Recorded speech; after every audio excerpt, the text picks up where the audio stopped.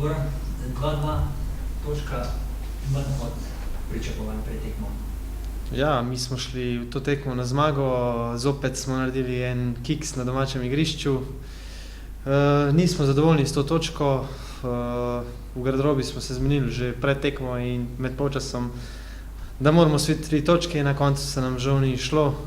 Nismo izkoristili tistih priložnosti, tudi na koncu smo imeli eno lepo priložnost, ampak žal je tako bilo.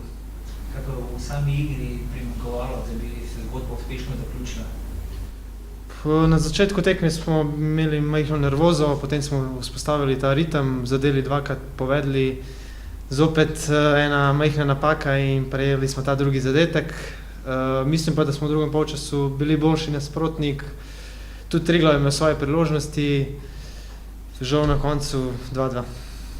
Lanske sezone se spomnimo, veliko težav je bilo doma, letošnja sezona se začela z idilično zgodbo. Je kaj strahu prisotnega, da se bo ponovila ta lanska domača zgodba? Ne, ni nobenega straha, mi bomo igrali tako, kot znamo, in mislim, da bomo v naslednjih tekmah to popravili na domačem igrišču. Hvala. Hvala.